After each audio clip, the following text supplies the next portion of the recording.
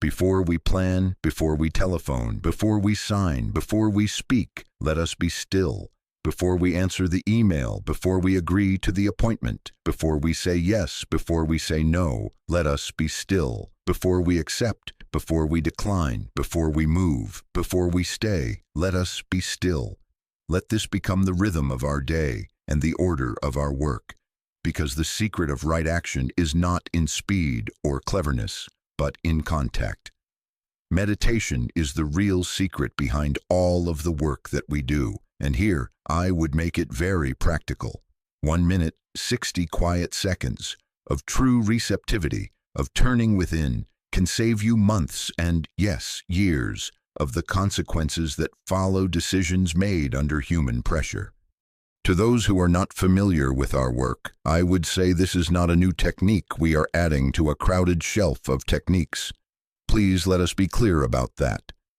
We are returning to the ancient secret, closer than breathing, nearer than hands and feet, that the government of our life is within us. We are not seeking a mood.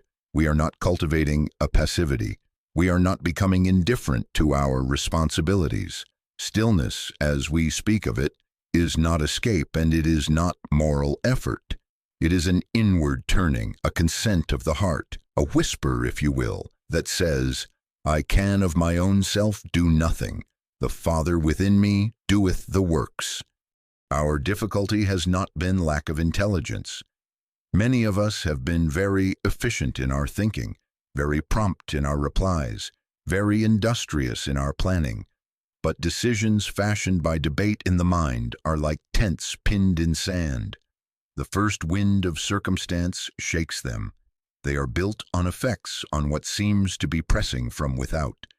The right decision, the one that endures, is not manufactured by wit or fear or haste.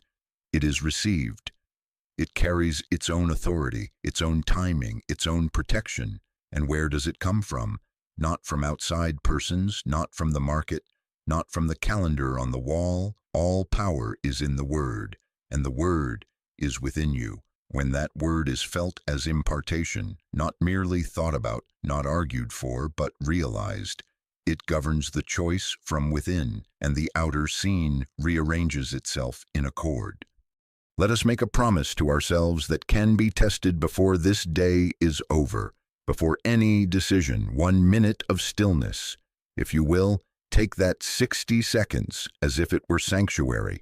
Turn off the voice that is outlining what to do. Stop rehearsing outcomes, pro and con. Do not petition. Do not resist. Allow the breath to find its own pace. Let the shoulders soften. And in that quiet, say inwardly, not to persuade God, but to remind yourself of the order of being. Father, what would you have be here? What is already true in your government? Then listen, not with strain, not measuring seconds, but with an attitude of expectancy. We are not trying to hear words with the ears. We are acknowledging a presence that knows the end from the beginning, and that, in proportion as we yield, governs us. Some will say, but I must decide quickly. I do not have time. I tell you, we do not have time not to be still. The seconds we save by impulse are often paid back with interest. Months of correction, explanations, negotiations, regrets. Human outlining, plans born of fear, of pleasing, of pride, seems quick in the moment, but it is the longest way around. 1 minute of inward consent interrupts the cycle. It changes the source. It says, in effect, I relinquish the pressure of the outer scene. I withdraw my faith from effects. I turn to cause within. And then the same phone call, the same meeting, the same signature line is met by a different self, a self under inner government. Do not misunderstand me. We will still make phone calls. We will still sign papers. We will still speak and act. The outer life goes on, but we will have reversed the order. No longer will we decide and then pray about our decision. We will pray, by which I mean be still and listen, and then decide. The difference may not be visible to those around us, but it will be felt.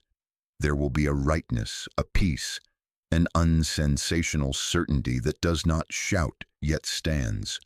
Often there will be a slight change in timing, an impulse to wait an hour or to move now. A name will come, a step will simplify. Sometimes nothing changes outwardly, and yet the action proceeds unburdened, and that, too, saves years. To those new to this path, please take comfort. Your good begins the very moment you start. Even if, in the first tries, you feel no thunder and see no light, the act of turning within is itself obedience to reality.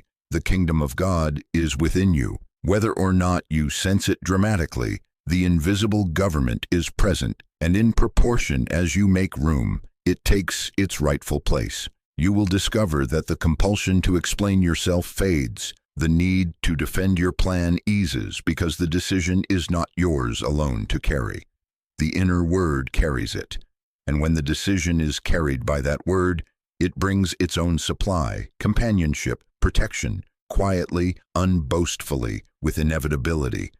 So let us begin here, all of us together.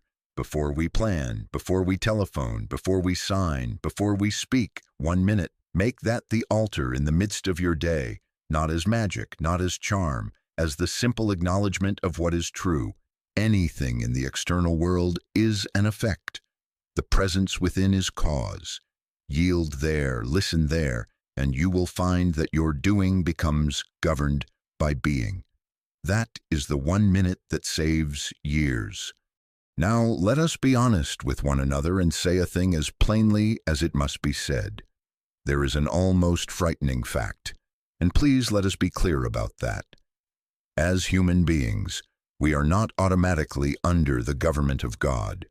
We are capable of proper manners, fine education, excellent logic, and yet remain self-governed, mind-governed, will-governed.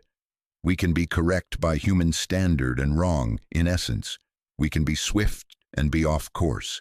We can be sincere and create delay. If the decision issues from the personal sense of self, it arises without divine authority to carry it, and then, oh yes, then we must carry it. And that carrying is the slow machinery by which months become years. Look at the evidence not in the lives of kings and armies, but in the 3 feet around your desk, your kitchen, your telephone.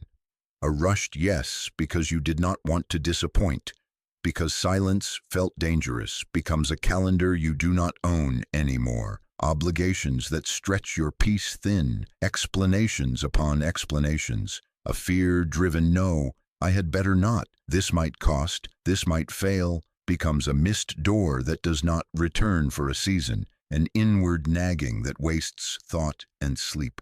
A prideful I'll prove it sends you into ventures that were never yours to begin, and then you must advertise, defend, finance, and prop up what pride gave birth to. An anxious, I must fix this now, pushes you into a conversation, a purchase, a strategy that might quiet your nerves for a day and then multiplies the very conditions you were trying to silence. You know this story, I do too. The long aftermath wears many costumes. Strained friendships, heavy financing, brittle reputations, tired bodies, delayed fruit. Years are not lost at the end. Years are lost at the beginning, in the instant we agreed out of pressure instead of presence. Let us see this in its law. Causes within, effects show without. Anything in the external realm, your schedule, your bank account, your projects, your partnerships, is effect. The inner state from which you decide is cause. If cause is haste, then effect will be confusion. If cause is fear, effect will be bondage. If cause is pride, effect will demand continual defense. If cause is peace realized within, effect will bear order. If cause is the word felt as authority, effect will carry its own supply, timing, and protection. Please do not make the mistake of believing that we can straighten effects while leaving cause unattended. We can dress a garden with new stones and still find the roots strangling the plants. We can reshuffle our calendar and still wake under the same yoke. The 1 minute we have spoken of is not a luxury. It is the only honest turn from effect to cause. Reading about this does not of itself change the cause. Hearing lectures about guidance is as far removed from being guided as reading a menu is from eating the meal. Talking about intuition, how beautiful it is, how often others have experienced it, remains talk until we are still enough to hear the still small voice. Hearing about God and reading about God is not the secret of life. These are steps leading up to the experience. Please let us be clear about that. The shift comes not with new sayings, but with inward contact. And inward contact is never the product of mental busyness or emotional intensity. It is the fruit of quiet consent. It is not the thought we manufacture that saves us. It is the impartation that arrives when thought has surrendered. Now, what happens when decisions are made from the personal sense of self? They carry personal consequences. That is the simple arithmetic. What you start, you must sustain. What you announce, you must defend. What you hurry into, you must hurry to maintain. The strain you feel in the weeks that follow is not punishment from on high. It is the weight of a thing that has no life but your breath. The conflicts that arise are not accidents. They are the friction between outward structure and inward dissonance. The delays that appear are not fate's cruelty. They are the slow unwinding of a path that began without the wind of spirit in its sails. And so we speak of years lost, but they are not years stolen. They are years spent funding that which personal will conceived. Observe the first link, because if we can see the first link, we can break a whole chain. The email arrives with an edge. You react to the edge and answer to relieve a sensation in your chest. The decision is already wrong, not necessarily the content, but the source. The contract is placed before you, and your mind rushes to silence the anxiety of missing out.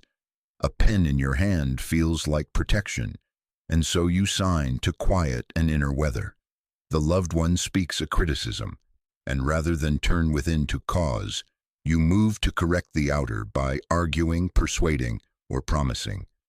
Every such move may look clever and in order, and often it gains applause from those who also live by effects. But watch the aftercurrents. More emails to adjust what the first email produced, more clauses to renegotiate what the first signature bound, more conversations to heal the wound opened by the first conversation. Do you see how long a day can be when the first minute was not given to God? And here I would say, there is no need for condemnation. There is only need for recognition. The human mind cannot deliver us into divine government. It can report. It cannot rule. It can compare. It cannot create harmony. It can outline. It cannot impart life. I can of my own self do nothing. The Father within me doeth the works. The humility of that acknowledgement is not pious posture. It is practical liberation. It puts the burden where it belongs. When the Father initiates a decision by an impartation, the Father maintains it. When the Word is the cause, the Word supplies its own effect. It moves without friction.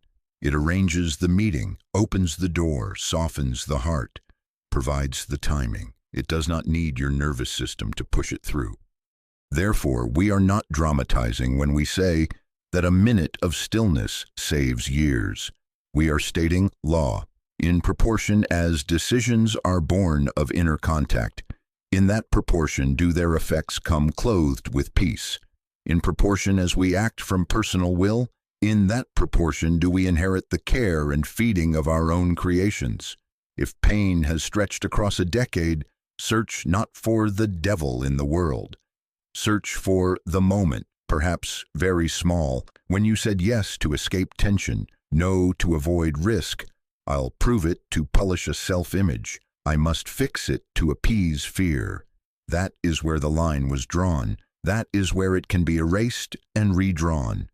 So then, let us accept the diagnosis as mercy. It is mercy to discover that our best reasoning can still miss the way because then we stop worshiping it.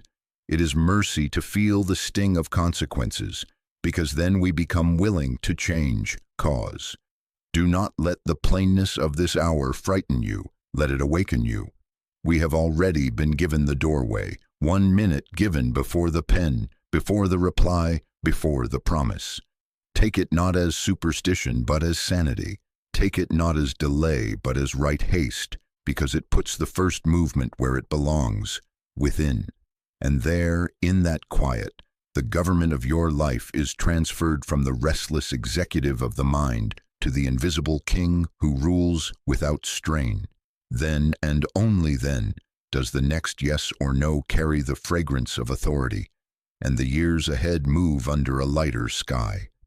Let us now place our feet on the ground of this thing and state the law that underlies all of our work.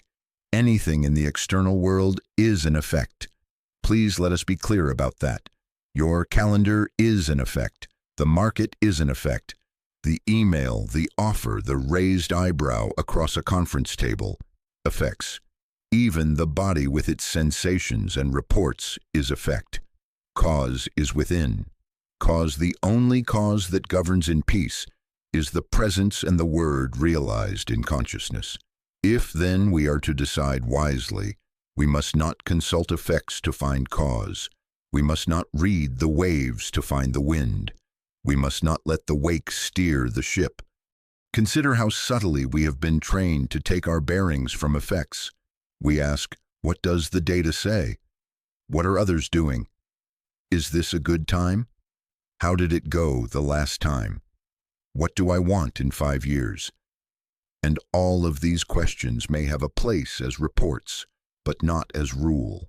The moment they become rule, we have handed the wheel to conditions. Other people's opinions, family, colleagues, critics, admirers, come dressed as care. Market signals, prices rising, prices falling, a headline, a trend line, come dressed as sobriety, timing, pressure. This window closes today. This is your shot. Decide now or it's gone. Comes dressed as urgency, past mistakes, memories that ache and vow. Never again. I will not be fooled. I will prove the lesson learned. Come dressed as wisdom, personal ambition, dreams of being seen, of arriving, of securing one's name, comes dressed as vision. But all of this, when used as compass, is outer dependence dressed as prudence. It is consulting the effect to learn cause. It is asking the mirror to tell you who you are before you have looked at the face. Now observe the paradox that wears out the human race. The more we chase the right effect, supply, relationship, success, relief, the more elusive it becomes. The more we reach for health as an outcome, the more we multiply thoughts about the body. The more we grasp at money as a condition, the more we confirm lack. The more we demand companionship as an experience, the lonelier becomes the demand. Why? Because we have placed effect on the throne and asked it to rule.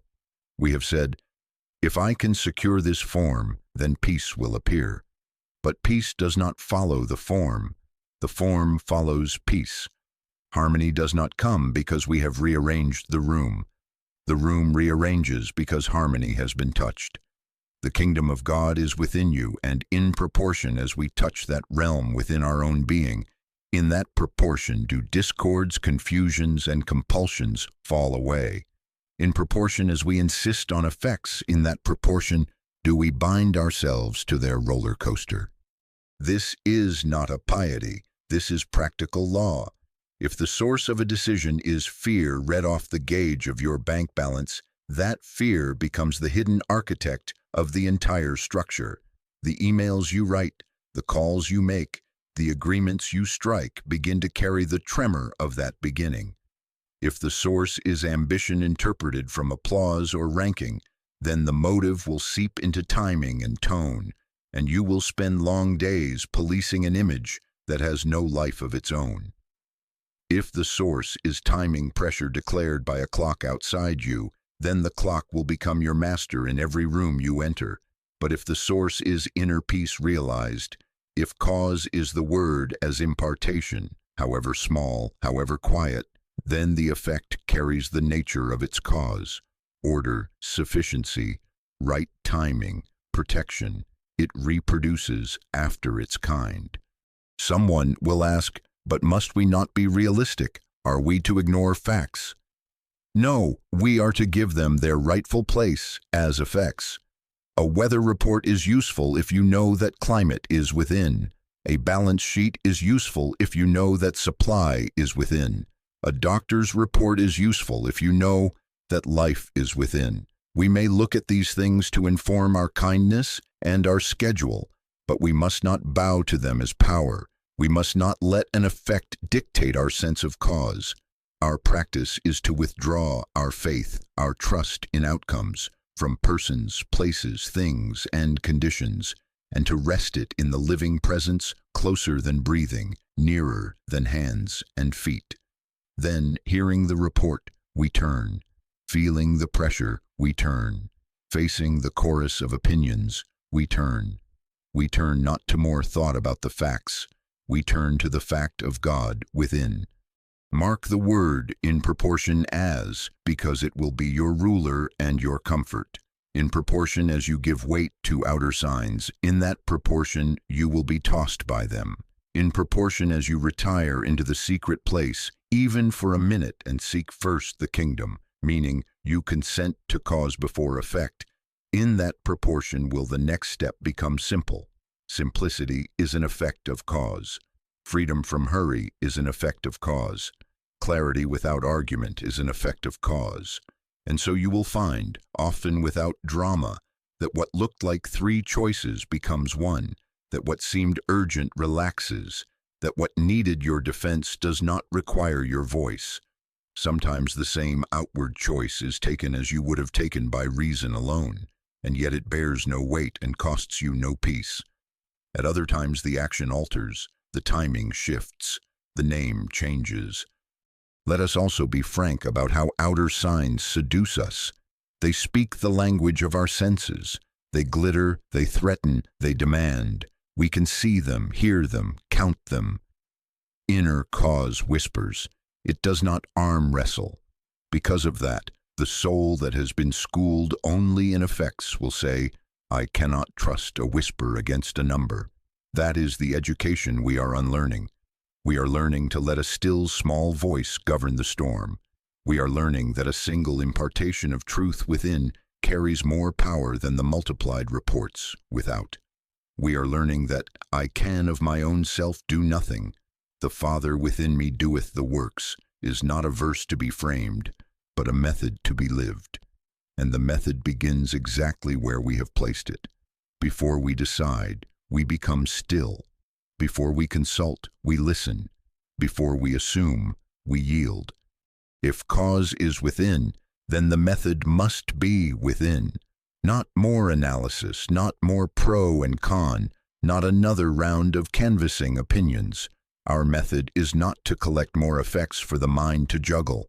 It is to put down the juggling. It is to turn from the theater of appearances to the sanctuary of reality.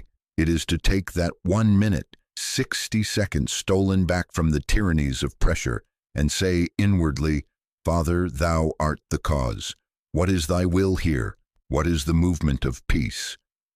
Then we wait in expectancy, not straining to hear syllables, but consenting to be governed.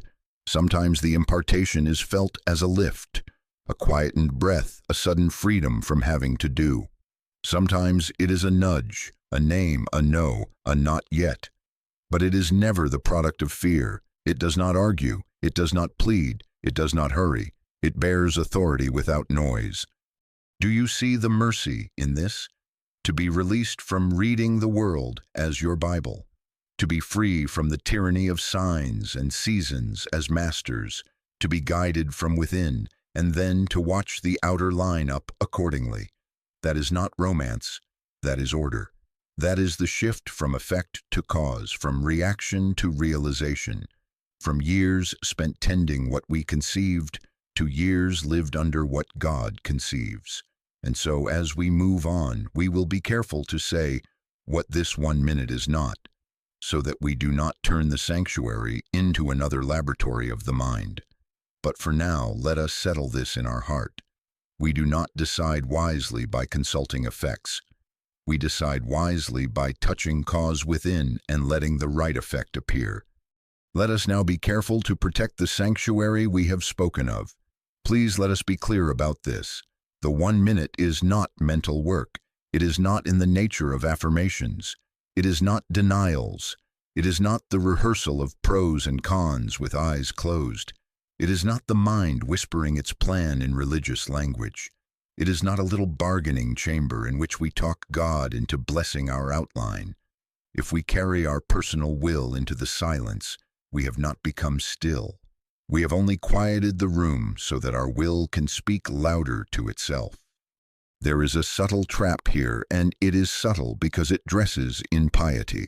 The mind says, I will use this stillness so that my desire succeeds. I will be very reverent for 60 seconds. Then heaven will be compelled to favor my direction. That is not stillness. That is commerce. That is using God as a means to an end, when God is the end and the means and the all. In such a minute, the mind remains the planner, the chooser, the governor. It does not yield. It strategizes. It does not listen. It rehearses. It does not say, Thy will be done. It says, Let thy will look remarkably like mine. And then we wonder why the minute does not transfigure the hour. We do ourselves no kindness if we carry affirmations into the sanctuary as if they were tickets to an audience. I am guided, I am guided, I am guided.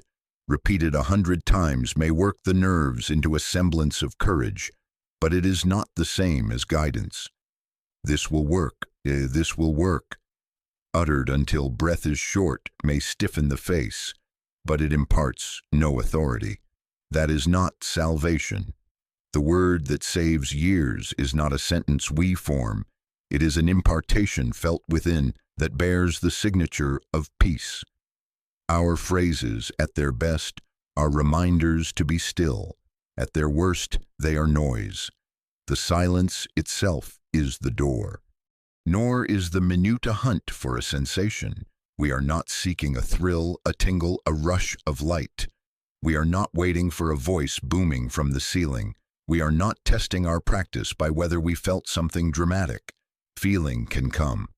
Sometimes the presence softly lifts. Sometimes there is a warmth or a loosening along the brow. But do not chase it.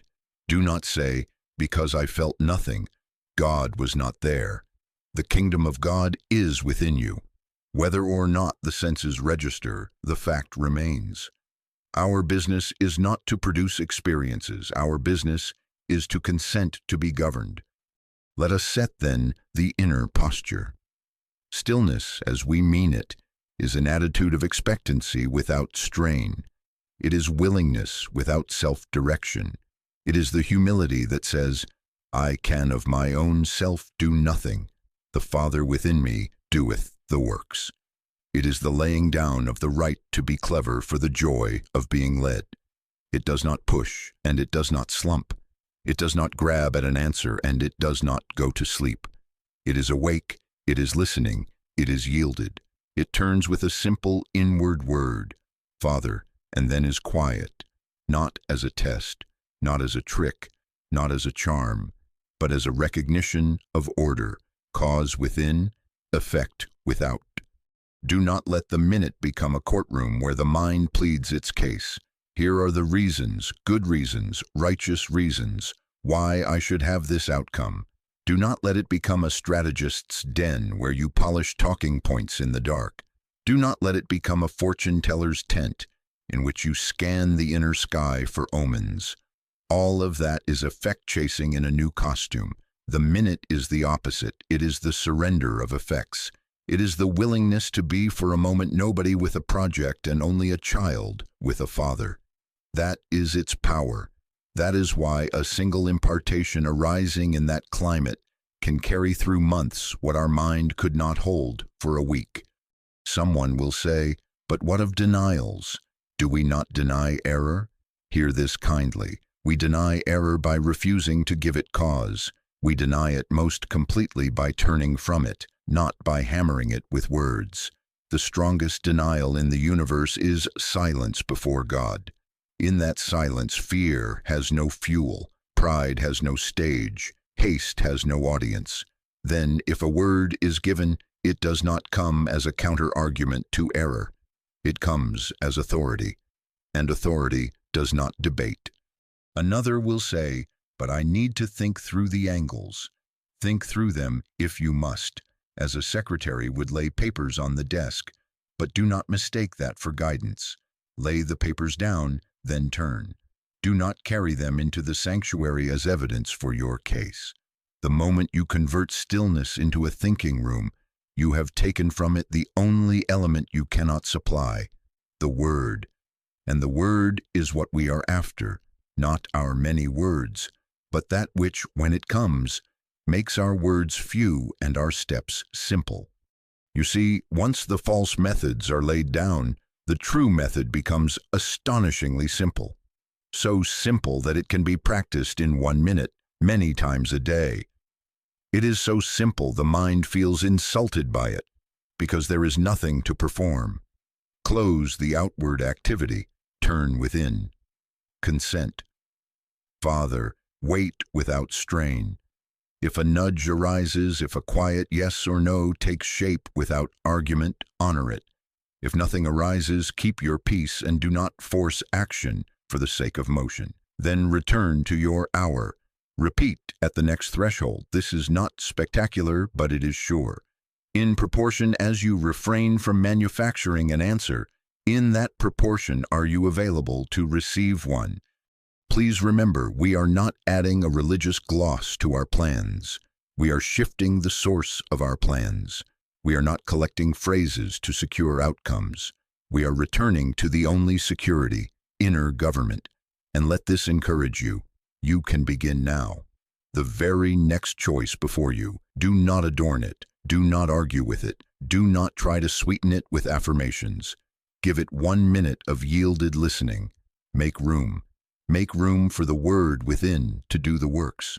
And watch how, again and again, without noise and without strain, years are saved in the first 60 seconds. Let us now make this very simple, very practical, so that no one leaves this room without a method in the hand and a sanctuary in the heart. The sanctuary is 1 minute long and always near. Before the call, pause. Before the reply, pause. Before the purchase, pause. Before the signature, the send button, the promise, the correction, the step into a room, pause. Not to delay from fear, not to dramatize holiness, but to transfer government. That is its entire meaning. The kingdom of God is within you, closer than breathing, nearer than hands and feet. In proportion as you give this minute to inner government, in that proportion do you cease being driven by effects and become led by cause. Here is how we practice. You can do this at a desk, in a hallway, standing beside your car, or with your hand already on the phone. If the moment allows, close your eyes. If it does not, lower the gaze. Let the body be still, not rigid, simply still. Hands quiet, breath natural. And now the first movement, which need be no longer than 10 or 15 seconds. Acknowledge government. Father within, it is thy good pleasure, I yield. Or if you prefer the Master's simple truth, I can of mine own self do nothing. The Father within me doeth the works. Speak it inwardly, not to coax a result, but to place the crown where it belongs. In that acknowledgement, the burden begins to move. The decision is no longer orphaned to your cleverness. It has a parent. Then the second movement, 20 to 30 seconds, become silent enough, still enough. This is not an act of will. It is a ceasing of will. Allow the thoughts to pass as birds crossing a wide sky. Do not tag them. Do not chase them. Do not argue with them. Let the to-do lists, the reasons for and against, the pictures of outcomes, drift by without your signature. You are not here to fix. You are not here to plan. You are not here to repeat phrases. You are here to be available. If a wave of anxiety rises, do not brace against it. Let it come and let it go without assignment of meaning. The silence is not the absence of sound. It is the refusal to be governed by the sound. It is the heart turned from effect to cause. Now, the third movement, 15 to 20 seconds. Expectancy. An alert listening without strain. Not a hunt, a readiness. You are listening for impartation. The word within that, when it comes, carries its own authority and peace. It may come as a quiet restraint. No, not now. It may come as a gentle release. Yes, proceed. It may come as a simple direction. Call her. Wait till afternoon. Use fewer words. Decline with kindness. Or it may come as peace that remains without syllables. Do not force it. Do not pry at the inner door. Let the Father within do the works. Remember, guidance is not the brilliance of a thought you have assembled. It is the presence of a word you have received. It does not argue to win. It does not need to. It bears witness in you by a sense of rightness, an absence of compulsion, a loosening where there was tightness. Finally, the seal, these last seconds without strain. Thy grace is sufficient. Not a charm, not a guarantee of a preferred outcome, but the signature of trust. Then proceed only as peace permits. If peace accompanies a step, take it. If peace is absent, wait. If peace remains but gives no action, keep your quiet and do not manufacture motion. To proceed without peace is to sign a contract with your nervous system as guarantor. To proceed with peace is to let the word guarantee itself. Please let us be clear about this. The minute does not exist to make God speak on command. God is not our clerk. The minute exists to make room for inner government, room for the word to be cause.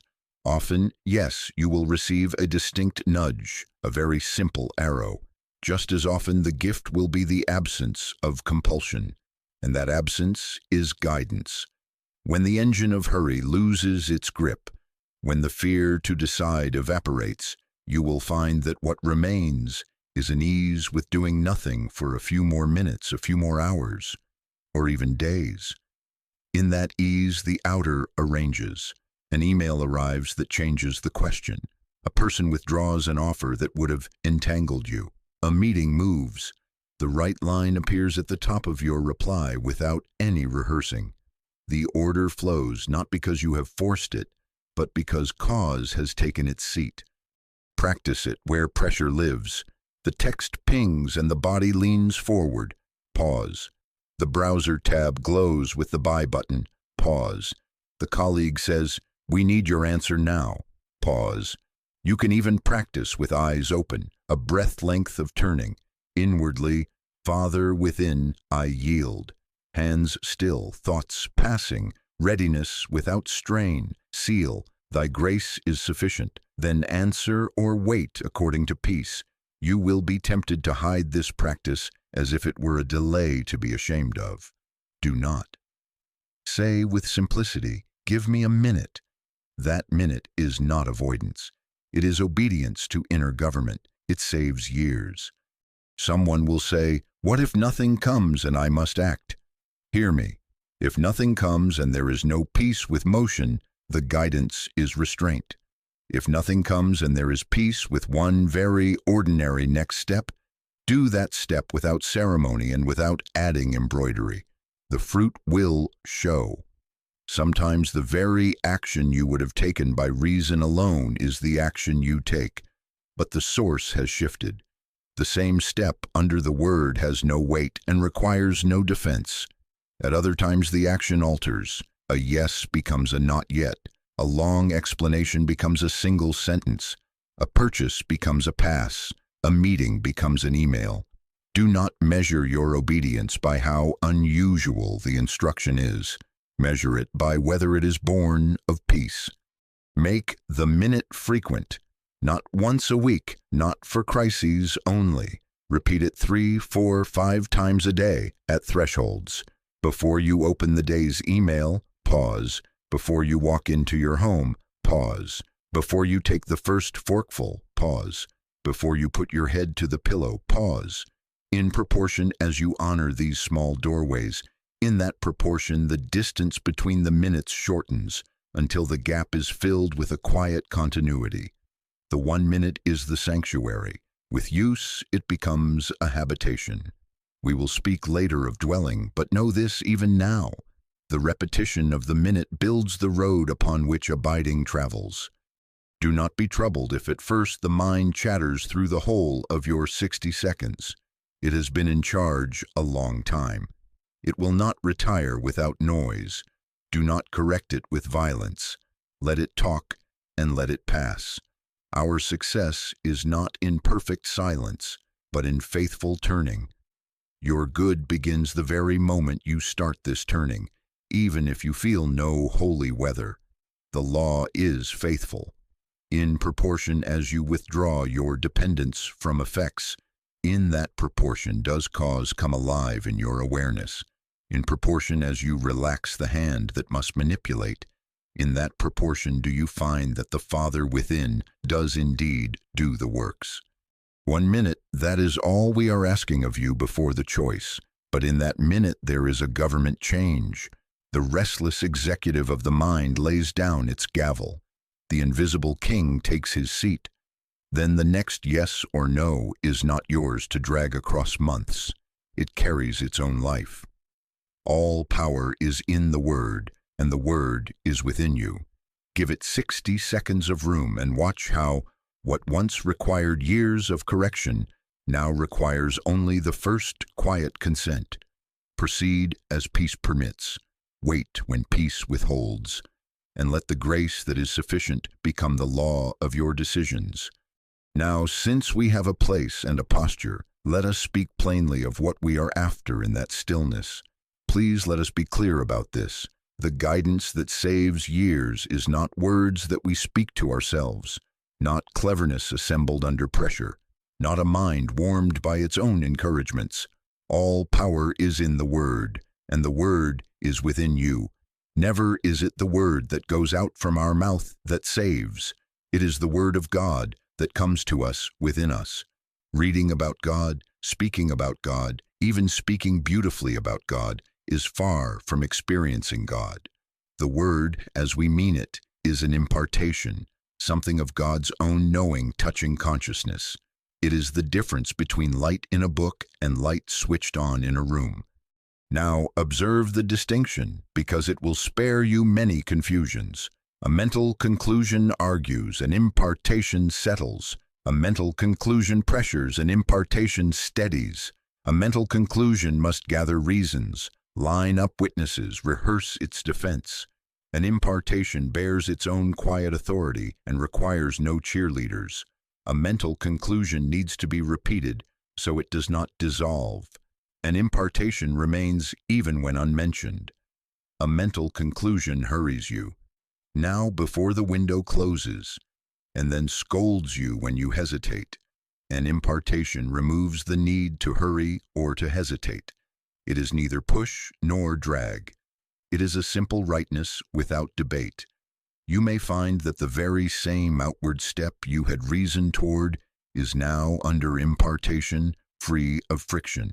Or the step alters, and yet, even in the alteration, there is no fight. The government has changed. How then shall we test? Not by drama, not by how unusual the instruction is. Do not measure by novelty, measure by nature. Guidance carries its own quiet authority. It does not need to be announced. It does not require you to recruit allies to feel safe. It does not embellish itself with spiritual argot to look holy. It is content to be small and right.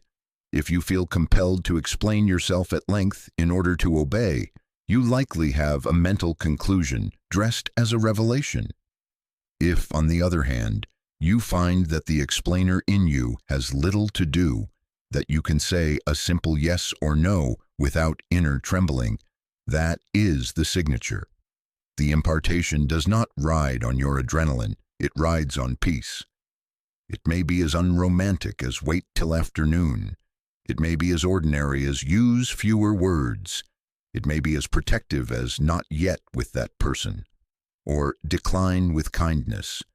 It is not the brilliance of a thought, it is the authority of a presence. Please take this further. Guidance that is really the word does not surface to win an argument with error. It does not debate with fear. It does not produce counterpoints to every scary scenario. It simply stands and the noise falls away. You will notice something. The body untenses, the breath quiets, the compulsion melts. The desire to defend your choice evaporates. The phone can ring without dictating. The email can wait without shaming. No one has given you a certificate. Nothing in the outer has announced your safety, and yet safety is felt. That is the nature of the word. It protects before circumstances have had time to protect you. It supplies by changing the place you stand before the check arrives. It sets relationship in order by correcting the cause within you before anyone else behaves better. It is timing itself. Having yielded to it, you discover that the outer aligns. Meetings move. Doors open. Some doors mercifully lock. Look at the fruit, because the fruit will tell you its root. When the word has come as impartation, effects appear in its likeness. Protection without paranoia, supply without grasping, right relationship without manipulation, timing without fever. You will find yourself at the right corner without tracking the traffic. You will find words arriving in your mouth at the right sentence without scripting. You will discover that a no spoken under impartation preserves a friendship that a yes from flattery would have broken later. You will see that a delay that arrived unchosen saved you from years of management. You will learn to bless the restraint that blocked your hand, because now, on the far side, you can see the nets you did not enter. Now, let me guard you from a common counterfeit. Do not confuse the thrill of your own preference for impartation. We human beings can become intoxicated on our chosen outcome and mistake the buzz for divine life. That is not salvation, nor is the word the product of autosuggestion. We can repeat phrases until the mind feels bolstered. This will be all right, this will be all right, and find that at the first gust of contrary wind, the scaffolding blows away. The word withstands gusts. It is not a mood you achieve. It is a life you receive. This is why our minute refuses to manufacture answers. It refuses to line up positive against negative like toy soldiers. It turns, waits, consents, and receives. And if nothing moves within, it does not invent motion. It honors restraint as guidance. Please hear how practical this is. When impartation comes, obedience is simple, not heroic. Not because you become suddenly brave, but because there is nothing to prove. You are not required to persuade yourself or anyone else. You are not required to dramatize sacrifice. You are not required to announce, "God told me." The quieter it is, the truer it often is. Our part is to recognize its tone and to follow it as we would follow a friend's hand in the dark. You may not be shown the whole hallway, only the next step. Take it, then return to the minute at the next threshold. The path will clear one span at a time. In proportion as you cultivate this discrimination, in that proportion do you cease to run after signs, cease to demand assurances from effects, and begin to live under inner government. And let this reassure you, impartation is sometimes without syllables. It may come as a change of climate in consciousness, a sudden ease, a lifting of the compulsion to decide, a sense that you can live this hour without resolving it. That, too, is guidance. That is the Father within doing the works. When the mind says, "But I need a sentence," the Spirit says, "Peace." Peace is not a pause between arguments. It is the word in flower. Under it, fear cannot do arithmetic. Pride has nothing to sell. Haste runs out of fuel. Then, at the right hour, a word may arise with perfect modesty and sufficient strength.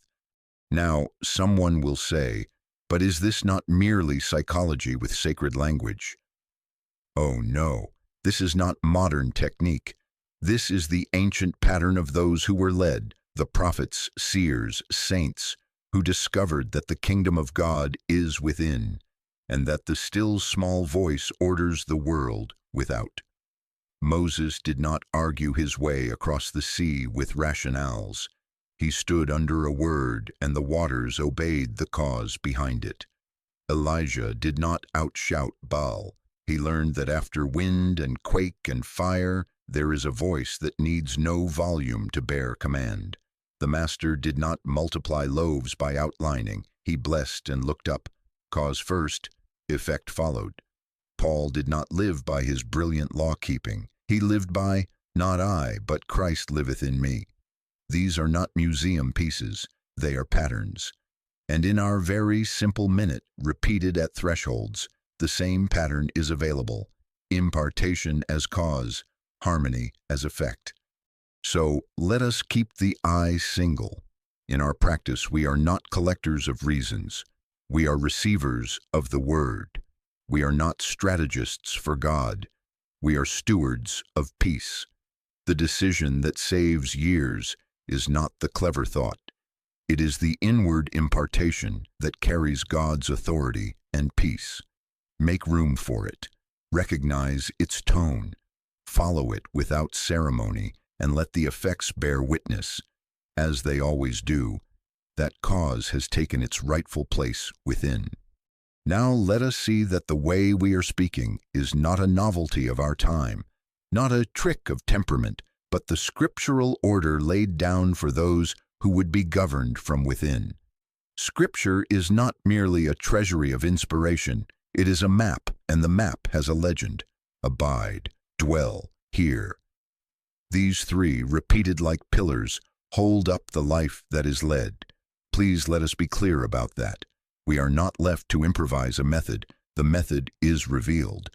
In the 15th chapter of John, the Master says, "Abide in me, and I in you. For without me, ye can do nothing." Do you hear the sequence? Abide first, fruit later, inner union first, right outcome later. Not plan beautifully and the vine will approve, but live in the vine and the fruit appears of its own kind. Take this vine and branch image beyond poetry. A branch does not study fruit into being.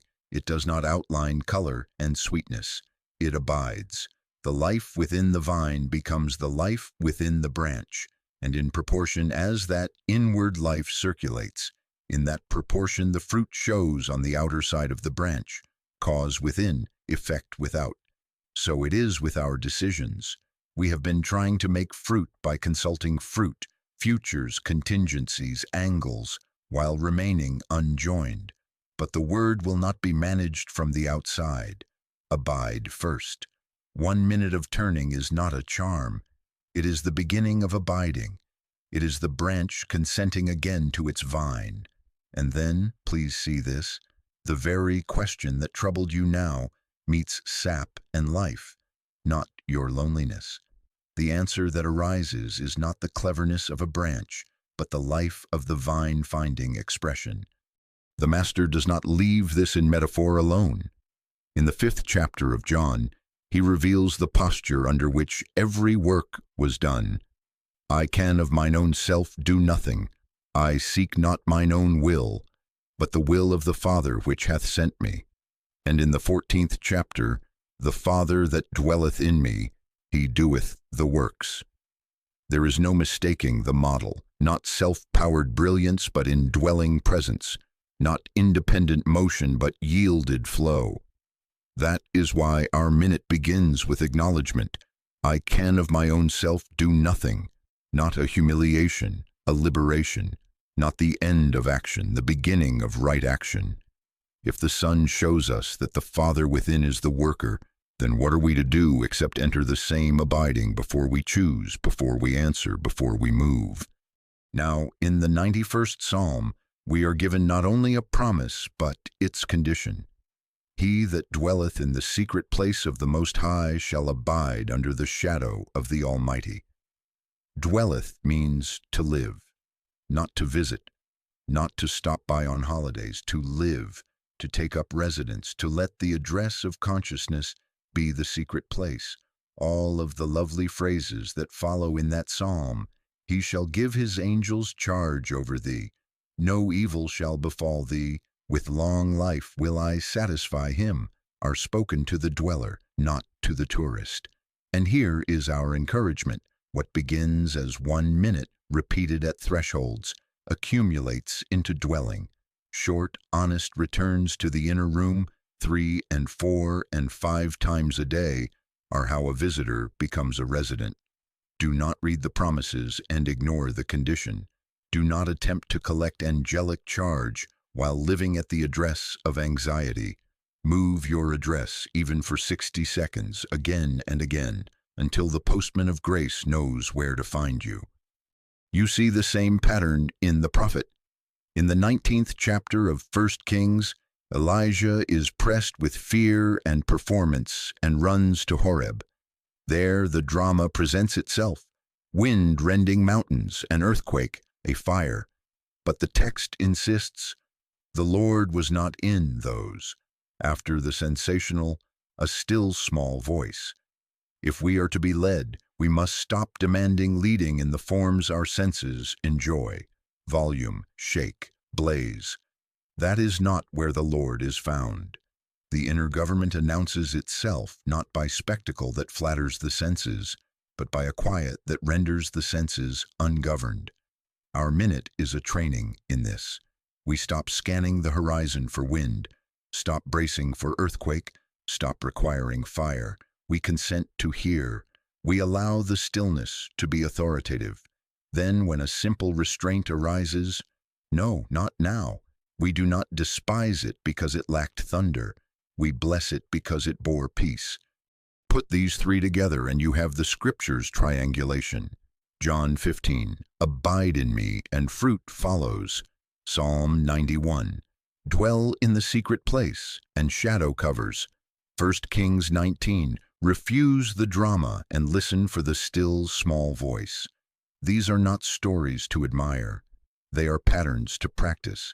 And the practice is not beyond you.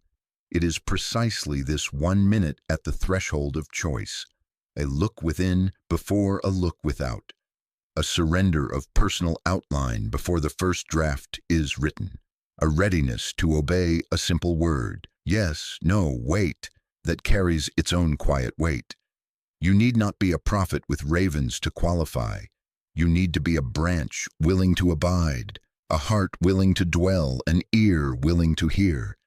Now understand how practical this is in the ordinary. The inbox fills. Before you strike a key, abide. The account balance calls. Before you calculate, dwell. The conversation heats. Before you answer, hear. Father within, thy grace is sufficient. I can of mine own self do nothing. Be still enough to let the mind's wind pass, the body's earthquake settle, the emotions fire, cool. Listen, not for an argument to win a point, but for the impartation that orders your step. Sometimes the step will be beautiful in its plainness. Use fewer words. Wait till afternoon. Decline with kindness. Sometimes there is no step, only peace. And that, as we have said, is guidance. It is the shadow of the Almighty felt before any outer shelter has appeared. Do not make the mistake of trying to harvest fruit from John 15 without living the verse that precedes it. The Master says, abide, and only then ye shall bear much fruit. He does not say, bear much fruit that you may feel you are abiding. Our age loves to reverse that order, achieve outcomes, then imagine we have proven God. No, the order is divine and cannot be rearranged. Nor can we claim the protections of Psalm 91 while we leave our dwelling place vacant. He that dwelleth, it is personal, continuous, intimate. Start with your minute and do not despise its smallness. Small doors open into large rooms. In proportion as you return, in that proportion do you find that the shadow is not a mood, but a presence. Protection, safety, security, right timing without the fever of making it so. And do not please miss the humility of our model. The Father that dwelleth in me, he doeth the works. He did not act from pressure, he acted from presence. He did not heal to prove divinity. He revealed divinity, and healing followed. He did not multiply loaves to avert embarrassment. He looked up, blessed, abiding, and supply appeared as effect. If this is the way of the Son, how shall it not be our way in the simpler rooms we occupy? The decision at the desk, the signature on a form, the word to a child, every threshold is a place to reproduce this pattern. Father within, thy will. Silence, listening, then obedience as peace permits. And the fruit will be of its kind, a word that lands without bruise, a purchase that does not chafe, a delay that opens a better door, a no that keeps you free for a higher yes. Let the scriptures themselves tutor your expectation. Do not look for wind, look for voice. Do not chase fruit, keep to the vine. Do not camp at the gate of the secret place. Move in. The promises are not lotteries, they are laws. In proportion as we abide, dwell, and hear, in that proportion the outer aligns of its own accord. It is not that we cease to act, we cease to act alone. It is not that we abandon outcomes, we abandon the tyranny of manufacturing them. And now the room quiets inside, even if it is noisy outside.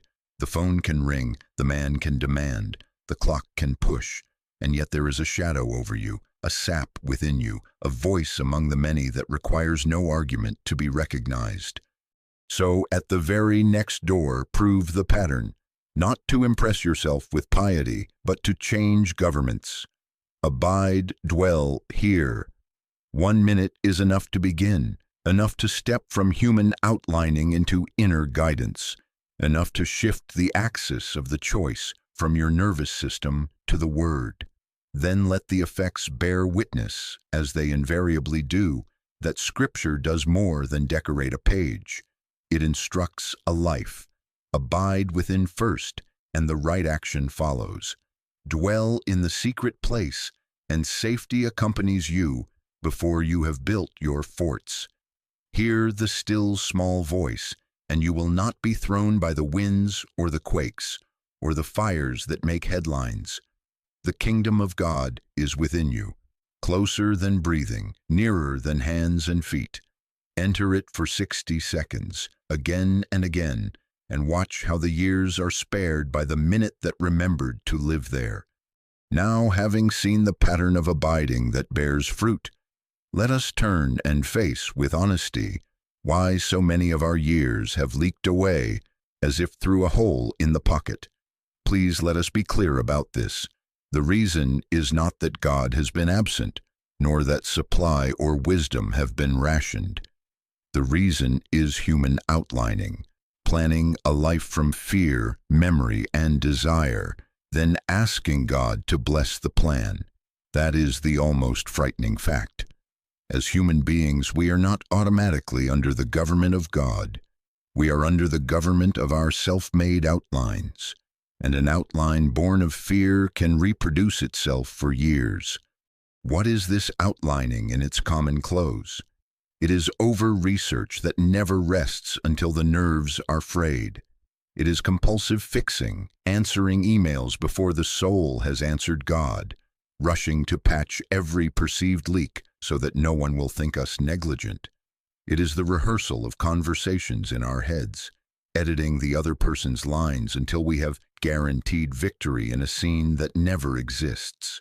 It is trying to control outcomes by anticipating the 1,000 what-ifs and making treaties with all of them. It is choosing from scarcity, say yes now or the window will close forever, buy it now or the price will double, marry quickly or you will be alone. It is the human mind taking hold of the steering wheel with white knuckles and then asking heaven to ride shotgun. Do not underestimate the cost of this. One misseeded decision, one motion made from reaction instead of from impartation, rarely remains a single event. It is a seed, and seeds, by their nature, multiply. With one fear-based yes to a position, a move is set in motion. The house is sold in haste. Children are uprooted. Debts are assumed. New pressures are invited. The body bears the strain. The marriage learns to live around fatigue. Friendships thin out, and 5 or 7 or 10 years later, a different yes must be spoken just to recover the original peace that was forfeited. With one anger-sparked message, trust is shaken. Circles of relationship adjust around the bruise. Legalities are considered, teams are divided, and months of repair, if it can be had, must be purchased with hours that were meant for better planting. With one scarcity-driven purchase, schedules must now serve the object, not the life. More hours must be traded for more coin to keep the purchase afloat. Presence at the table must be converted to hustle in the field. The outline looked like a line on paper. In effect, it became a web we must live in. Why does this happen? Because outlining decides from effects instead of from cause. It consults appearances, polls circumstances, bargains with fears, leverages memories. It went badly last time, so this time we'll nail it down, and then calls the result wisdom. But anything in the external world is an effect. The presence and power of cause is within you.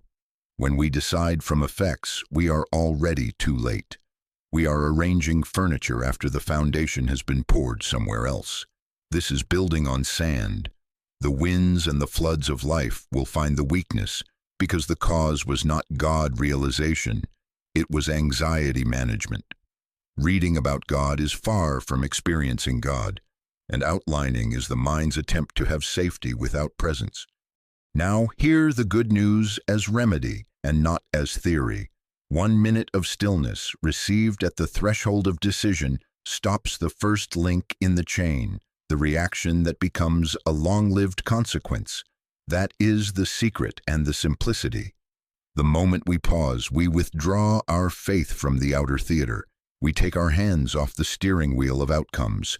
We say, honestly and without performance, I can of mine own self do nothing. Father within, thy will. We become silent enough, still enough, to feel the hypnotism of pressure loosen. The breath lengthens. The compulsion to answer now exposes itself as a bully with no authority. In that little sanctuary, the mind, which had been spinning like a top, discovers it can stop. And in stopping, it ceases to generate momentum that would have to be managed for years. You can feel the mechanics of grace at work. In proportion as we touch that realm within our own being, in that proportion, the nervous electricity of the outline discharges harmlessly. Sometimes the impartation will come as a word. Wait till afternoon. Use fewer words. Decline with kindness. Sometimes it will come as restraint without syllables. No step, just peace. Either way, a different seed is sown. Instead of the seed of haste, the seed of trust. Instead of the seed of flattery, the seed of truth. Instead of the seed of scarcity, the seed of sufficiency. And seeds, by their nature, multiply. The no that is spoken in peace does not breed resentment. It breeds respect. The delay that is accepted without drama does not invite loss. It aligns timing. The conversation that is answered with fewer words opens a door that a flood of speech would have closed. Please do not imagine that this requires a heroic trance in a monastery. It asks for frequent small returns. Morning, noon, and night, yes. Before you open the inbox, yes. At the doorway of a purchase, yes. With the hand on a doorknob, with a cursor over send, with the phone lighting up, yes. Short, honest minutes. Not mental work, not affirmations, not pro and con fences built in the head. A turning within and an attitude of expectancy. All power is in the Word, and the Word is within you. Let that be the orientation, not the old machine that tries to fix the world from the outside. The more often you take these small returns, the less often you will have to manage large repairs. In proportion as you train yourself to visit the inner room, at the instant of choice. In that proportion, you stop future years from being drafted into service of today's ungoverned reaction. Some will say, but if I don't move quickly, opportunities will pass. Hear this: opportunity that requires you to abandon peace is not opportunity. It is temptation wearing a discount tag. The will of the Father does not demand panic. The Word does not ride your adrenaline to get its errands done. The Father that dwelleth in you doeth the works, and the works of the Father carry the nature of the Father, orderly, sufficient, unhurried. When you pause, you are not losing time. You are saving years. You are choosing cause over effect, governance over gamble. Let me show you how even a minute without an answer protects. You come to the threshold and you turn within. Nothing speaks. Then wait. That very silence is wisdom saying, do nothing. If the world shouts cowardice, know that the world loves activity because it fears emptiness. But the spiritually illumined have learned to recognize the strength of restraint. That minute spares you from sending a message that would have to be mended by 3 apologies and 6 explanations. It spares you from a signature that would conscript your calendar for seasons. It spares you from a diet or a regimen adopted in frenzy that your body will protest by and by. It spares you from entering rooms you have no grace to furnish. And if you have already sown some seeds of outlining, who has not? Do not despair. Return now. Even now, the next link can be broken. Even now, a minute of stillness can plant a new seed in the old soil. Years ahead can be different than years behind. Not because you have learned a smarter way to outline, but because you have changed governments. From outer dependence to inner reliance, from the personal mind's governance to the Father within. The minute is small, yes, but small doors open into large rooms. Take it often. Let it be the habit that replaces the habit of reaction. Then watch with a sober joy how the long entanglements grow fewer, how the necessary repairs grow lighter, how the fruit begins to appear of its own kind.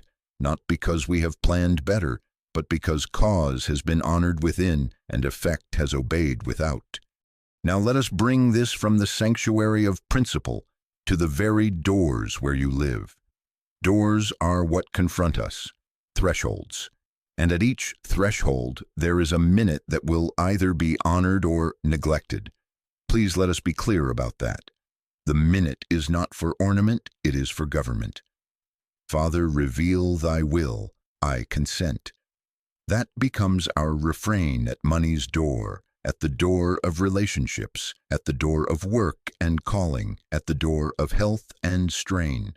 And we proceed only in the measure of peace given, not in the measure of pressure, not in the measure of flattery, in the measure of peace. Begin with money, because money is the language in which the world attempts to narrate safety. There is a form to this threshold. A page is open with a price on it. A voice is saying, this discount ends at midnight. An advisor is urging, jump now before the market moves. And the nervous system, trained by the world, leans forward.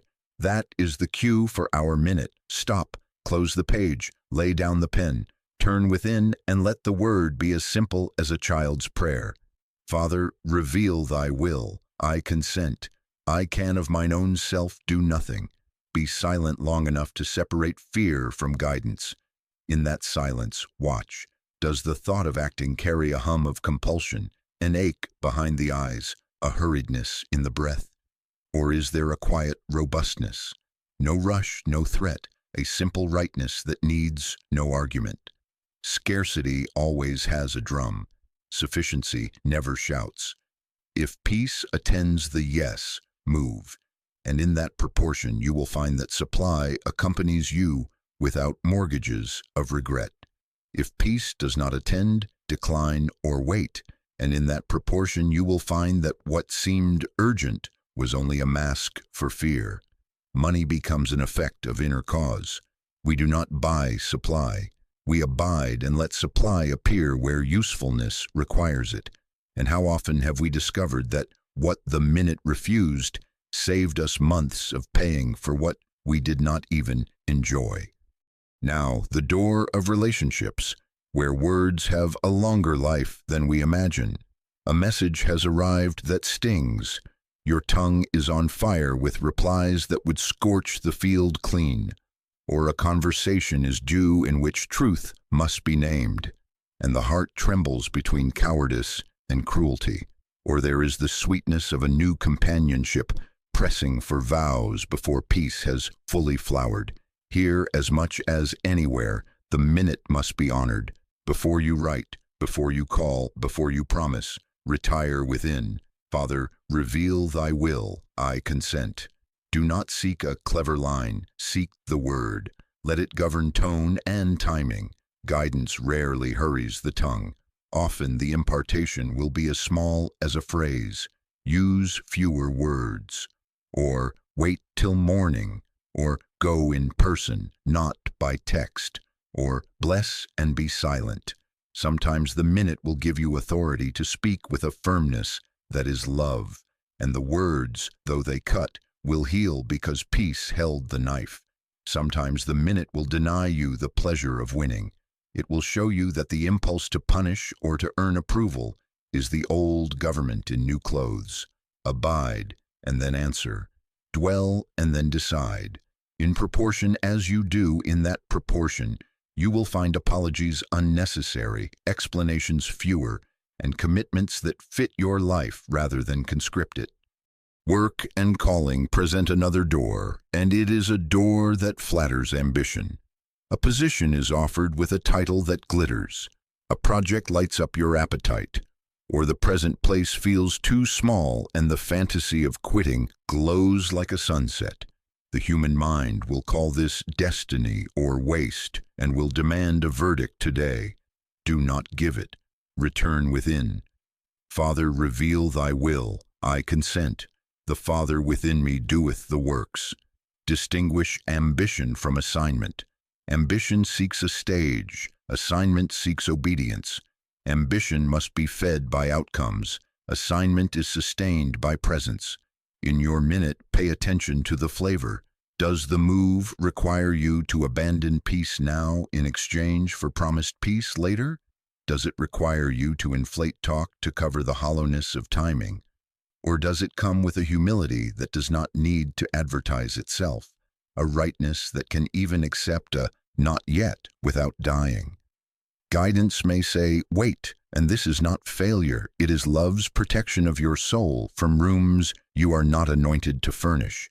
Guidance may say, go, and then, even if the outer looks smaller, you will find increase because the inner was obeyed. Never resign in a night of fatigue. Never launch under the lash of envy. Never accept only because you fear there will never be another. 1 minute. Reveal thy will, I consent. Then step only to the degree peace gives you ground, and you will not have to trade years to undo a hasty crown. And health, that doorway where fear can dress itself in reason.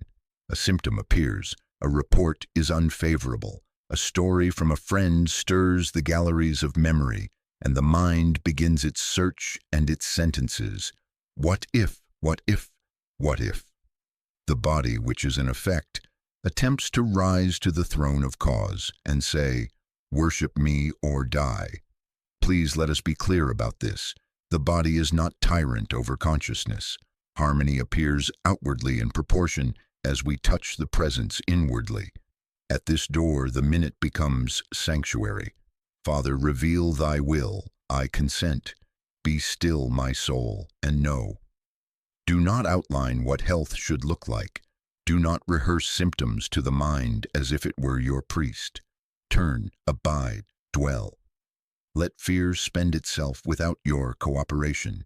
In that silence you will often feel a softening, like ice thawing in sunlight. Sometimes the impartation will say gently, rest now, or eat simply, or seek help here. Yes, sometimes the guidance will direct you to hands and skills prepared for you, because God's government is not allergic to instruments. It is allergic to panic. What we are giving up is not care. We are giving up fear as cause. We are ceasing to let the body inform the soul. We are allowing the soul to inform the body. And as we do, effects begin to obey the government of cause, and years of anxious self-diagnosis are spared. You will notice a pattern across these doors. The world bargains with time, now or never. The Word offers eternity in a minute. The world points to appearances and compels reaction. The Word points to cause and grants right action. The world uses hunger and flattery to move you out of your room. The Word feeds you from within so that no bait can pull you out. Therefore, set a simple practice. Mark the thresholds that regularly tempt you. Purchases, replies, acceptances, resignations, checkups, alarms. At each one, before motion, say quietly, "Father, reveal thy will, I consent." Then do not fake peace. Stay until a measure of it is given, or until silence itself shows you to wait. Proceed only in the measure of peace given.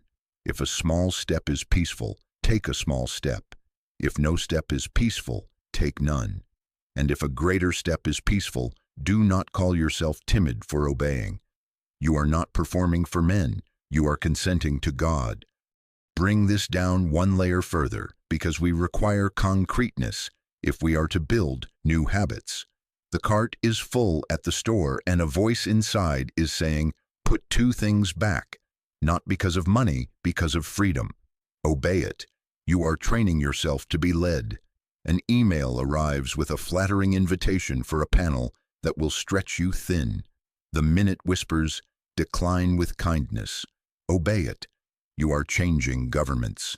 A child's foolishness has ignited your anger, and the speech forms itself in your mouth like a sword. The minute gives you 7 words and a lowered tone. Obey it. You are sowing a different seed. Your supervisor hints at a promotion that would chain your evenings for prestige. The minute says, "Ask for a week." Obey it. You are protecting your dwelling. A twinge in the chest makes a symphony of dread. The minute says, "Breathe, be still, and then call." Obey it. You are letting the Father within order your steps, including the steps into help, without the poison of dread. And do not be disturbed if at first you feel clumsy. We have trained ourselves to sprint at doors without knocking. Our very muscles know the choreography of haste. So begin where you can. 1 minute before the send button, 1 minute before the add to cart, 1 minute before yes, 1 minute before no, 1 minute before you correct, 1 minute before you quit, 1 minute before you tell your body what it must mean. In proportion as you practice, in that proportion you will find a remarkable economy of life emerging. Fewer repairs, fewer apologies, fewer detours, more right-sized commitments, more timing that seems uncanny to others and obvious to you. Not because you have learned to game the system, but because you have ceased to live at the mercy of effects. Let it become an almost liturgical refrain in the day. "Father, reveal thy will, I consent." Then listen. Sometimes you will hear. Sometimes you will not hear, but you will feel. Sometimes you will neither hear nor feel. But you will find you cannot move without violating peace. That, too, is guidance. Respect it. And as you do, a new confidence appears, not the swagger of certainty, but the steadiness of being governed. You will not need to argue with your own choices. They will carry their own authority because they were issued from authority. And you will look up somewhere along the way and realize years have been spared by minutes because doors were entered in order or not entered at all, and the house you inhabit within has remained your address, even as you walked the streets without.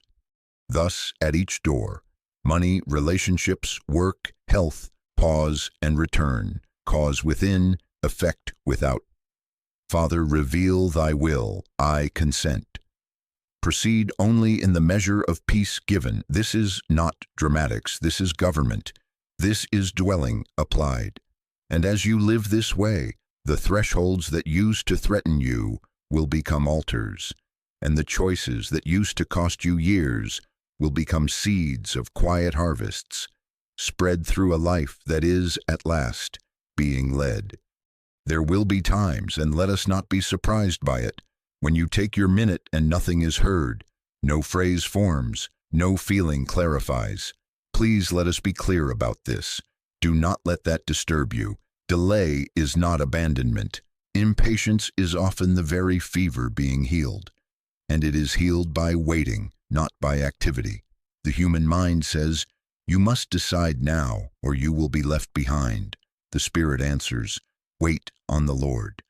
In that very waiting, a governance is at work, and the first symptom of its presence is that urgency loses its throne. The absence of peace is a mercy. The no that comes as unrest, the not yet that arrives as fog, is protection. The world will call it indecision. We will learn to recognize that we are being kept. Opportunity that demands panic is not opportunity. It is temptation with a clock. The Father within does not move by threat. All power is in the Word, and the Word is within you. If the inner word has not spoken, to proceed is to make flesh your guide and years the cost. Please let us honor this. Unclarity is a red light, a closed throat, a cramped breath, a tightness just behind the eyes. These are not obstacles to be overridden. These are angels at the door saying, "Not this way." Now, what is this do nothing which the world despises? It is not negligence. It is not fatalism. Do nothing is spiritual action. It is the deliberate refusal to yield motion to personal will in the absence of inner authorization. It is the practical meaning of "I can of mine own self do nothing. The Father within me doeth the works." It is Moses at the sea. Stand still and see the salvation of the Lord. When the waters have not yet parted, do nothing is to hold your place in God, insisting gently, silently, that cause is within and effects will follow in order. It is to lay down the pen rather than sign a covenant with unrest. It is to let the email sit unsent, the cart remain unpurchased, the resignation wait a sunrise. Stillness in this sense is not passivity, it is government. Let me give you a simple rule that has saved many from mortgaging their tomorrows. If pressed, postpone. If compelled, pause. If peaceful, proceed. If confused, return to the minute again later. If an agent will not grant you a day, the lack of peace is already your answer. If a friend demands a reply before dusk, and peace has not yet come, better to endure the heat of their impatience than the long weather of your regret. If the body shouts 1,000 what-ifs, and you cannot hear the still small voice beneath the noise, let the day breathe. Let wise care be taken without letting fear assume the throne. You are not refusing action. You are refusing to call fear by the holy name of guidance. There is an alchemy in this patience. In proportion as you dwell, abide, return, listen, in that proportion sensitivity increases. Think of it as tuning an instrument that has been left on a porch all winter. At first, every string is out. Turn the peg a little, and it seems as if nothing happens. Turn again, and one string begins to find its pitch. Keep returning, morning, noon, and night. And some afternoon, seemingly of its own accord, the whole instrument resonates when you pluck a single note. So it is with inner guidance. At first, you may not discern the difference between mind noise and impartation, but persevere, and the flavor of the word will become unmistakable. It carries authority and peace. It requires no arguments. It is not loud, but it is weighty. Scripture has not been silent on this. In the 27th Psalm, that great hymn of safety, the counsel is, "Wait on the Lord, be of good courage." Wait, I say, on the Lord. Wait means wait. It does not mean fidget while arranging outcomes. In Isaiah 30 we read, "In quietness and in confidence shall be your strength." Quietness is not nothing, it is strength. Elijah learned it on the mountain, not in the wind, not in the earthquake, not in the fire, but after the fire, a still small voice. Paul learned it on the road as closed doors, forbidden of the Holy Ghost here, suffered them not there, and then, in the timing of God, a vision directing the next step. Closed doors are not failures, they are forms of leading. It is doctrine only until it becomes your practice at a desk at 3:17 p.m., when you close your eyes and decide not to decide. Do not be dismayed if a decision appears to demand itself today. Many such demands are the children of our outlining. Return them to their parent and refuse adoption. Ask simply, "May I have a night?" If refused, you have learned something precious. The thing is not yours. If granted, take the night as holy. Do not stuff it with more research. Walk in quiet. Ask nothing outwardly. Inside say only, "Father, reveal thy will. I consent." If the morning brings peace with a yes, move without drama.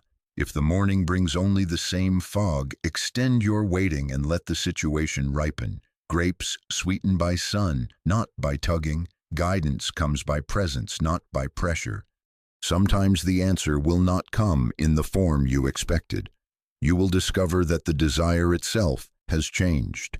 Last night you were desperate to accept. This morning you no longer want it. Do not fight that. The word has moved within you, not as a sentence, but as a new appetite, or a difficulty that felt like a cliff at dusk will look like a footstool at dawn. The world will say, "Look how clever you were to sleep on it." We will know better. We did not sleep on it. We rested in God. The effect followed the cause. Let us practice this together, because practice is all. When silence comes, make friends with it. Let silence be to you as a kindly usher, not as an empty room. Say within yourself, "Until peace is given, I cannot move, for I have moved enough without peace and paid tuition for it." Keep a small rule written where your eyes can find it. If pressed, postpone. If compelled, pause. If peaceful, proceed. If confused, return. Use it across the day. Use it when the phone lights up. Use it when memory tempts anger. Use it when ambition puts on holy robes and calls itself calling. There is no virtue in delay for its own sake. The virtue is in refusing to act from the old government. Be comforted in this. Your good begins the very moment you turn within, even if no word is heard. Years are saved in that minute because the first wrong motion is prevented. And as you continue, short, honest minutes repeated, your life will become marked less by spurts and stalls, and more by a quiet continuity. What seemed like lost time will reveal itself as kept time. The outward may not applaud you for this practice, but inwardly you will know a new stability. You will move when the ground is given. You will wait without panic. You will discover that the Father within truly doeth the works, and that your part is to abide until the work is authorized. This is maturity, to be able to say, "Not yet," without self-accusation, to be able to do nothing while God is doing everything. In that proportion, you are being led, and in being led, you are spared. We have spoken of the minute at the threshold, and we will go on using it because it is practical and it is merciful. But if we stop there, this would be only a clever technique for emergencies. Please let us be clear about that. The minute is the doorway. It is not the house. He that dwelleth in the secret place of the Most High shall abide under the shadow of the Almighty. Dwelleth means to live, not to visit for 60 seconds under pressure, to live. To those who are not familiar with our way, this is the heart of it. The aim is not to produce a string of improved decisions by human caution. The aim is to yield to inner government until life itself is led from within. How then do we move from an occasional pause to a life that abides? We must make it ordinary. We must give it time on the clock and place in the day so that it ceases to be a heroic act and becomes breath. Before we have a day, we have a minute. Before we touch a task, we touch the presence. Before we speak to man, we listen to God, not as a rule to impress God, but as the only way to awaken to the God that is closer than breathing, nearer than hands and feet. Here is a simple rule of life that will help you build this dwelling. Upon waking, before the mind picks up yesterday's tools, sit 2 or 3 minutes in receptive stillness, not affirming, not denying, not arranging, just the inner turn. Father, reveal thy will. I consent. I can of mine own self do nothing. Let those minutes establish government before the day asks for it. Then, this is not heavy. Give 1 minute before each meal. Turn within and acknowledge cause, not by bread alone, but by thy word. Let supply be recognized where it truly is, and you will find that gratitude is not an emotion, but an alignment. Give 1 minute before sleep. Return the day to God. Withdraw your faith from persons, places, things, results, and rest in the secret place. And at every decision point, the minute we have practiced, short, honest, repeated, morning, noon, and night, before eating, before deciding, before sleeping. In proportion as you do this, really do it, in that proportion you will discover that you are no longer using a method. You are living in a room. Now, we must be careful to guard the quality of this practice. It is not in the nature of mental work. It is not the recitation of words to produce an effect. It is not pep talk. It is listening. It is the surrender of personal will. It is the inner posture that says, I will not manufacture guidance. I will receive. Reading about God is not this. Talking about God is not this.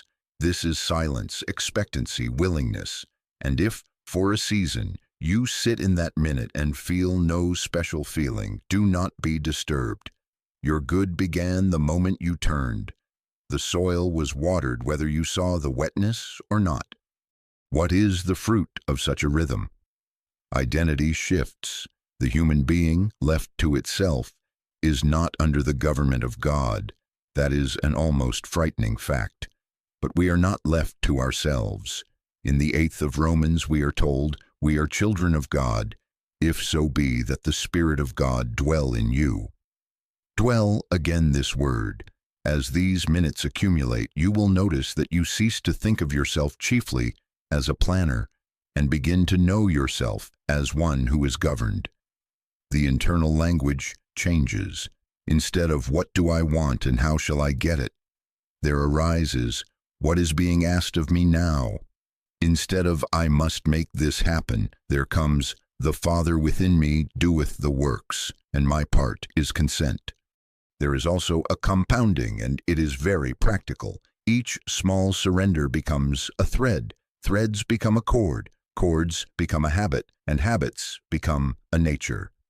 In proportion as you return, 2 minutes upon waking, a minute before meals, a minute before rest, a minute at the door of choice. In that proportion, sensitivity increases. You will begin to detect the difference between mind noise and impartation without strain. The gap shrinks between the prompting and your obedience. The baseline of peace rises so that unrest is felt more quickly and honored more swiftly. Guidance, which was episodic, bursts of clarity under fire, quietly becomes continuous, like a stream that was once a series of puddles after rain, but now has become a river with its own current. What does a life like this look like on the ground? You will find that decisions no longer carry the weight they used to carry. The burden of verdict is replaced with the joy of unfoldment. You will plan, yes, but your planning will be like a pencil sketch, easily revised at the first light of inner leading. It will not be a contract you enforce against providence. Opportunities will still come, but they will not demand your panic. Many will find you already at peace and will either join that peace or pass by.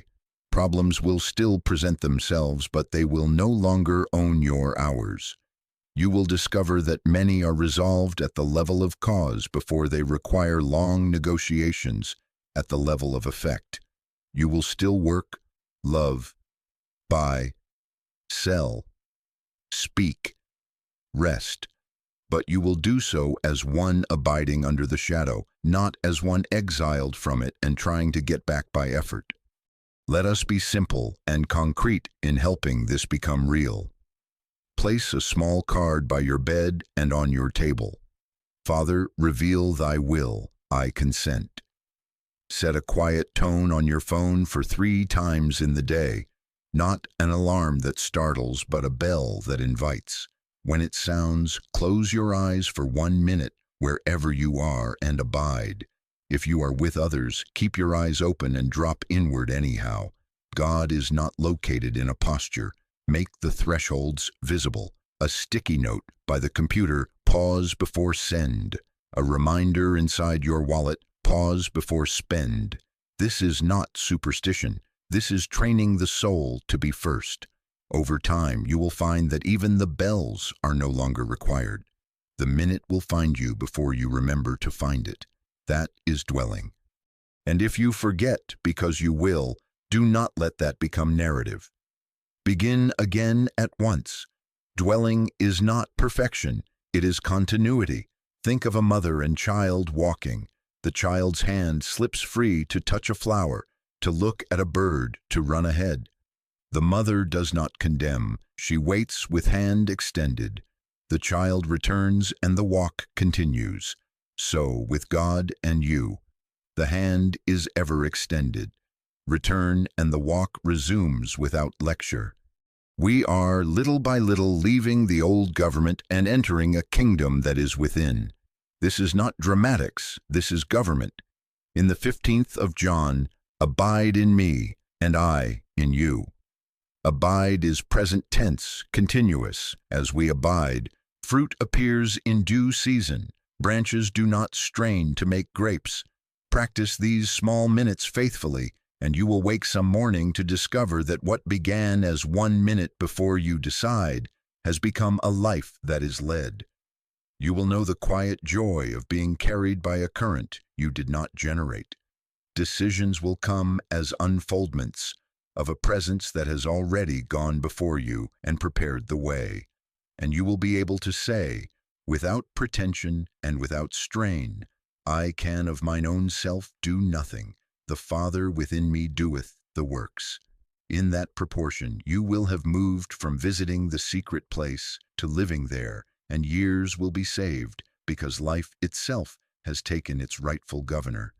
Now let us close as we began, simply, practically, with the secret that is no secret. Before we do anything, we turn within. We become still, we listen, we receive, we proceed only in peace. And then we repeat.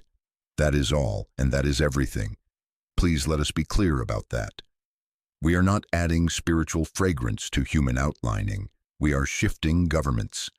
In proportion as we take that 1 minute and truly yield, in that proportion choices are governed from within and years are saved. I am asking you to try this as an honest experiment. 7 days. Not someday, today. For 7 days, at every doorway of choice, take 1 minute of receptive stillness, 1 minute before you send, 1 minute before you spend, 1 minute before you speak the hard word, sign the paper, press the button, make the call, accept the offer, decline the invitation. Close your eyes if you can. If not, let the eyes be open and the heart be closed to the world, open to God. Say nothing outwardly. Within, consent. Father, reveal thy will, I consent. I can of mine own self do nothing. Father, it is thy turn. Listen. If peace arises, proceed softly. If no peace arises, postpone if you can. If you cannot postpone, reduce the motion to the smallest faithful step and return at the next threshold for another minute. 7 days. See if it does not deliver you from detours you would otherwise call experience. Do not, in these 7 days, use the minute to bless haste. That is an old trick of the mind. Haste dresses itself in holy language and says, I paused, therefore I am guided. while your pulse still scolds and your breath still argues. No, use the minute to dissolve haste. Use it to withdraw obedience from pressure and return it to presence. If the answer is truly the Word, it will not need your rush to carry it. The Word carries itself. Elijah learned this on the mountain, not the wind, not the earthquake, not the fire, but after the fire, a still small voice. If we will not honor the after, we will only keep rearranging the wind. In these 7 days you may feel nothing on some of those minutes. Do not be disturbed. Your good begins at the turn, not at the tingle. Be still and know that I am God is not be stirred. It is be still. The act of returning to cause breaks the chain that for years has linked reaction to long-lived consequence. The very first link is prevented, and time, years of it, stays unspent. Outwardly, you may see only that you did not send the message, or did not swipe the card, or did not speak the sharp sentence. Inwardly, the governance that keeps you is operating, and its fruit will ripen in due season. Make it easy on yourself by keeping a few anchors within view for these days. A small card on your desk, turn within, be still, listen, receive, proceed in peace. A reminder on your phone that does not shout but invites. A quiet rule on your tongue. If pressed, postpone. If compelled, pause. If peaceful, proceed. If confused, return. You are not policing yourself. You are changing altars, removing your sacrifices from the altar of hurry and placing them on the altar of inner government. In all thy ways acknowledge him, and he shall direct thy paths. Acknowledge, turn within, and the path is directed, not imagined into being, directed. Let us remember the center of this work, for it will keep you simple in these days. I can of mine own self do nothing. The Father within me doeth the works. That is not poetry. That is government. When you turn within and say, Father, it is thy turn, you are not resigning from life. You are resigning from pretense. You are letting cause be cause so that effect can be right. And the sign that you have truly turned the turn is not a trumpet. It is peace, not excitement, peace. My peace I give unto you, said the Master, not as the world giveth. The world's peace depends on conditions. His peace creates them. I must add a loving warning because we are clever with ourselves. Do not enter the minute with a verdict in your pocket and call it listening. Do not use a sacred silence to strengthen a foregone conclusion. Lay the conclusion on the altar with the question, Father, if this cup may not pass. The willingness to accept either yes or not yet is what turns prayer from wish to worship. Many a sorrow has been baptized by a hurried prayer and called guidance. Let us end that practice now. If the minute yields nothing, let nothing be your motion. The restraint is itself a word. And now the assurance, because God does not leave us with conditions only. Your good begins the moment you begin. The kingdom is within you, closer than breathing, nearer than hands and feet. A single impartation of truth within, sometimes felt, sometimes not yet felt, is enough to redirect a day, and days become years. In proportion as you are faithful to the minute, in that proportion you will find yourself carried. Effects will align quietly. A door closes that would have trapped you. A door opens that you would have missed. A desire changes. A fear thins. A timing shifts by a day and saves you a year. You will know it by its fruits, peace, steadiness, a certain absence of aftermath. So try it today. Not tomorrow, today. Before you rise from this chair, make an inward covenant, 7 days of 1-minute obedience at the threshold of choice. Turn within, be still, listen, receive, proceed in peace, repeat.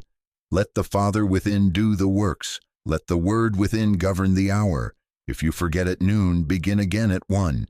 If you falter on Wednesday, begin again on Thursday. The hand is ever extended. Abide in me, and I in you.